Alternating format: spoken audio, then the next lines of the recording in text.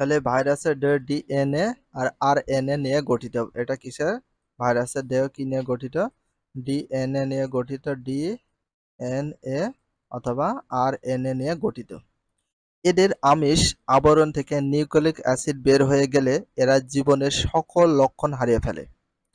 তাহলে এদের দেহে আমিষের আবরণ থেকে নিউক্লিক অ্যাসিড বের হয়ে গেলে, মানে ভাইরাসের দেহ থেকে যদি কখনো নিউক্লিক অ্যাসিড বের হয়ে যায়, নিউক্লিক অ্যাসিড যদি বের হয়ে যায়, তাহলে তাদের জীবনের সকল লক্ষণ হারিয়ে ফেলে। তবে অন্য জীবদেহে যেই মাত্র আমিষ আবরণ নিউক্লিক অ্যাসিডকে একত্র করা হয়, তখন এরা জীবনের সব লক্ষণ ফিরে পায়। মানে অন্য জীবে যেই মাত্র আমিষ আবরণ অথবা নিউক্লিক অ্যাসিডকে একত্রে মানে একসঙ্গে যখনই পেয়ে যাবে, তখন তারা এর সব লক্ষণ ফিরে পেয়ে যায়। অর্থাৎ জীবিত জীবদেহ ছাড়া জীবদেহের বাইরে এরা জীবনের কোনো লক্ষণ দেখায় না।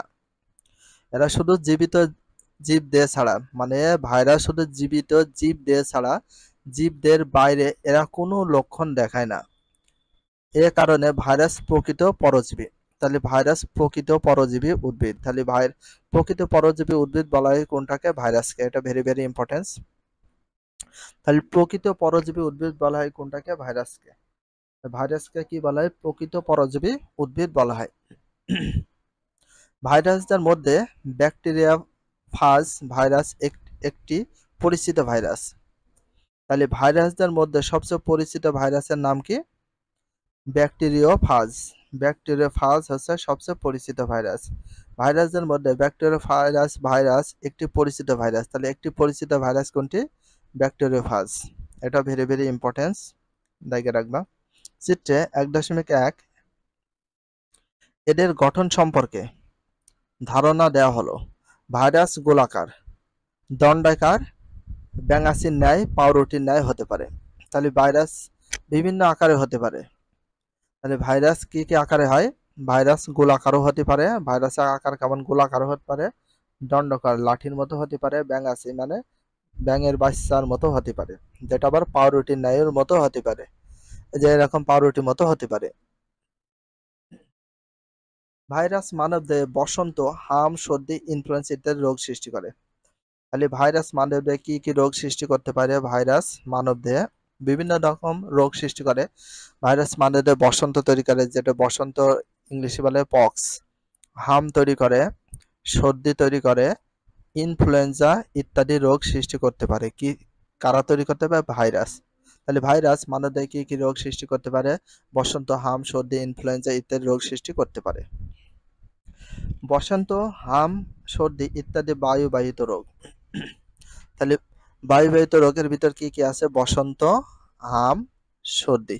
নিজেরা প্রশ্ন করবে, নিজেরা উত্তর করবে। দেখো, বসন্ত আছে, হাম আছে, সর্দি ইত্যাদি বায়ুবাহিত রোগ। তাহলে বায়ুবাহিত রোগ বলা হয় কোনটাকে? বসন্ত, হাম, সর্দি। ধানের টুংরো ও তামাকের মোজাইক রোগ ভাইরাসের কারণে হয়। ধানের যে টুংরো রোগ আর তামাকের মোজাইক রোগ, এটা সম্পূর্ণ কিসের কারণে হয়? ভাইরাসের কারণে হয়। কিসের কারণে হয়? ভেরি ভেরি ইম্পর্টেন্স, দেখে রাখবা। এটুকু অনেক বেশি ইম্পর্টেন্স। ব্যাকটেরিয়ার ইংলিশ শব্দ, ব্যাকটেরিয়ার বাংলা হচ্ছে জীবাণু।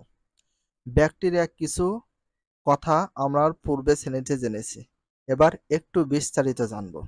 ব্যাকটেরিয়া হলো আদি নিউক্লিয়াস যুক্ত অসবুজ এককোষী অণুবীক্ষণিক জীব। অণুবীক্ষণিক জীব। তাহলে ব্যাকটেরিয়া হলো নিউক্লিয়াস যুক্ত অসবুজ এককোষী অণুবীক্ষণিক যন্ত্র। এককোষী অণুবীক্ষণিক যন্ত্র। অণুবীক্ষণিক কেন বলা হয় এককোষী? এটা কোষ মাত্র একটাই আছে, এবং অণুবীক্ষণিক বলা হয় অণুবীক্ষণ যন্ত্র ছাড়া ভাইরাস ব্যাকটেরিয়া দেখা যায় না, এই কারণে বলা হয়েছে। তাহলে মনে করো ব্যাকটেরিয়া হলো আদি নিউক্লিয়াস যুক্ত অসবুজ এককোষী অণুবীক্ষণিক যন্ত্র। কোনটাকে বলা হয়? ব্যাকটেরিয়াকে। বিজ্ঞানী অ্যান্টনি ফন লিউয়েনহুক সর্বপ্রথম ব্যাকটেরিয়া দেখতে পান। তাহলে সর্বপ্রথম ব্যাকটেরিয়া দেখতে পান কে? এটা ভেরি ভেরি ইম্পর্টেন্স। তাহলে সর্বপ্রথম ব্যাকটেরিয়া দেখতে পান কে? বিজ্ঞানী অ্যান্টনি ফন লিউয়েনহুক। বিজ্ঞানী অ্যান্টনি ফন লিউয়েনহুক। বিজ্ঞানী অ্যান্টনি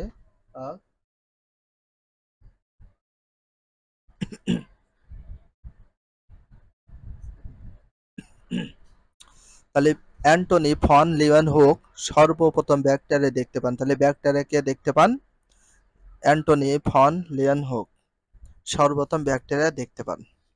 ব্যাকটেরিয়া কোষ গোলাকার হতে পারে, দণ্ডাকার হয়, কমা আকারে হয়, পেঁচানো ইত্যাদি নানা ধরনের হতে পারে। তাহলে ব্যাকটেরিয়া কেমন ধরনের হতে পারে? এই যে তোমরা পিকচার বা চিত্র দেখতে পাচ্ছ, এই ধরনের হতে পারে। ব্যাকটেরিয়া মানে গোলাকার হয়, দণ্ডাকার হয়, কমা আকার হয়, পেঁচানো হতে পারে। দেহের আকার আকৃতির ভিত্তিতে একে নিম্নরূপী শ্রেণীবদ্ধ করা হয়। এবার দেখো এখানে বলা হয়েছে কি কক্কাস, চিত্র 1.2। চিত্র 1.2টাকে কি বলা হয়? কক্কাস। তাহলে চিত্র 1.2টাকে বলা হয় কক্কাস। এই যে কক্কাস, একটু দেখো চিত্রটা। কোনো ব্যাকটেরিয়া কোষের আকৃতি গোলাকার, কোনো ব্যাকটেরিয়া কোষের আকৃতি গোলাকার হয়, সেটা জানো, এরা কক্কাস ব্যাকটেরিয়া। তাহলে কক্কাস ব্যাকটেরিয়া দেখতে কেমন? গোলাকার, গোল আকৃতি, এই জন্য বলা হয় গোলাকার। এরা এককভাবে অথবা দলবেঁধে থাকতে পারে, যেমন নিউমোনিয়া রোগ সৃষ্টিকারী ব্যাকটেরিয়া। তাহলে নিউমোনিয়া রোগ সৃষ্টি করে কে? Coccus bacteria. তাহলে নিউমোনিয়া রোগ সৃষ্টি করে কোনটি? Coccus bacteria. Very very important. তোমাদের যদি বলে নিউমোনিয়া রোগ সৃষ্টিকারী ব্যাকটেরিয়ার নাম কি? Coccus bacteria. তাহলে কক্কাস ব্যাকটেরিয়া হচ্ছে কোন রোগ সৃষ্টি করে? নিউমোনিয়া রোগ সৃষ্টি করে কোনটা? কক্কাস। ব্যাসিলাস, চিত্রে 1.3। ব্যাসিলাস, এরা দেখতে লম্বা ন্যায়ের। এই যে ব্যাসিলাসটা একটু লম্বা ন্যায়ের মতো দেখা যাচ্ছে, লম্বা মতো। ধনুষ্টঙ্কার, রক্তামাশয় ইত্যাদি রোগ এরা সৃষ্টি করে। ধনুষ্টঙ্কার, এর ভিতরে আছে ধনুষ্টঙ্কার, রক্তামাশয় বলতে আমাশয় হয় অনেকের, সে আমাশয়টা রক্তর মতো হয়। আর ধনুষ্টঙ্কার, এই দুই ধরনের রোগ সৃষ্টি করে। তাহলে এই দুই ধরনের রোগ সৃষ্টি করে কোনটা?